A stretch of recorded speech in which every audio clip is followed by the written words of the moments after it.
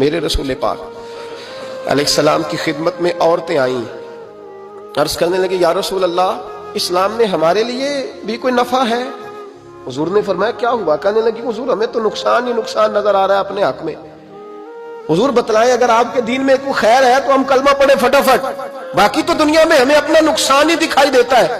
یہ بھی امام طبرانی نے لکھا ہے۔ محبوب علیہ السلام نے فرمایا تم پہلے اپنی بات کرو، پوچھنا کیا چاہتی ہو؟ کہنے لگے یا رسول اللہ ایک تو ہم نے سنا ہے اسلام میں بھی ایک معاملہ یہ ہے کہ جن دنوں عورت ناپاک ہوتی ہے وہ نماز نہیں پڑھ سکتی، وہ روزہ نہیں رکھ سکتی۔ حضور یہ دینی نقصان ہوا، اور دو عورتوں کی گواہی ایک مرد کے برابر ہے، دنیا میں بھی ہمارا وہ کردار نہ ہوا جو کہ مردوں کا ہے تو حضور ہماری دنیا میں بھی نقصان ہے، دین میں بھی نقصان ہے۔ یا رسول اللہ یا رسول اللہ یا رسول اللہ صلی اللہ علیہ وسلم آقا پھر تو یہ ہوا کہ ہفتے مہینے کے بہت سارے دن عورت ویسے ناپاک رہی، دین سے دور رہی، اور اگر وہ قومی معاملات میں کوئی کردار ادا کرنا چاہے پھر بھی اس کی گواہی دو عورتوں کے ایک مرد کے برابر، تو حضور دنیا کا بھی نقصان دین کا بھی۔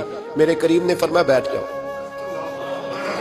بیٹھ جاؤ۔ عورتیں بیٹھ گئیں تو محبوب فرمانے لگے تمہیں پتہ ہے جب کسی کے گھر میں بیٹی پیدا ہوتی ہے حضور کیا ہوتا ہے؟ فرمایا میرا مالک دو فرشتے بھیجتا ہے، فرمایا وہ آ کے گھر والوں کو سلام کہتے ہیں، جنوں اور انسانوں کے علاوہ ساری دنیا ان کے سلام کو سنتی ہے۔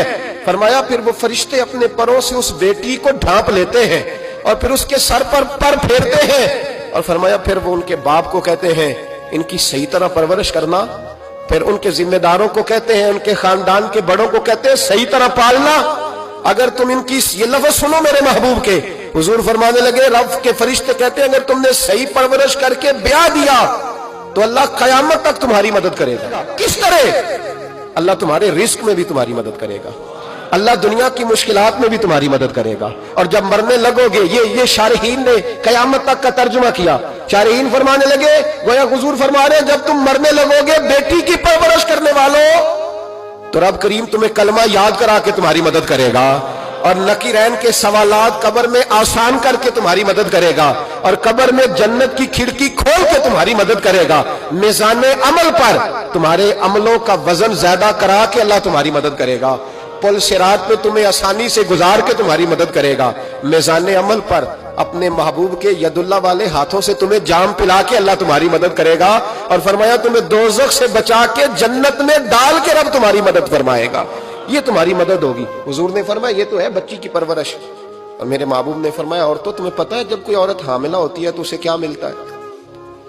بیویاں تو پہلی بات سن کے رونے لگی، ان کے آنچل آنسوؤں سے بھیگ گئے۔ محبوب فرمانے لگے جب کوئی عورت حاملہ ہوتی ہے تو رب اسے اسی طرح کا اجر دیتا ہے جس طرح اس مجاہد کو اجر ملتا ہے جو جہاد فی سبیل اللہ میں جاتا ہے، اتنا اجر اللہ حاملہ عورت کو دیتا ہے۔ اور محبوب کریم علیہ السلام فرمانے لگے جب وہ بچے کی پیدائش ہوتی ہے، جب بچہ جنتی ہے تو رب اسے اتنا اجر عطا کرتا ہے جتنا رب کریم ایک شہید کو اجر عطا فرماتا ہے، ایک شہید کے برابر مالک اسے اجر دیتا ہے۔ اور شہید کا اجر تو آپ کو پتہ ہی ہے کتنا ہے، اس کا پہلا قطرہ زمین پہ گرتا ہے تو گناہ اللہ سارے معاف فرما دیتا ہے۔ فرمایا اللہ عورتوں کو یہ اجر دیتا ہے۔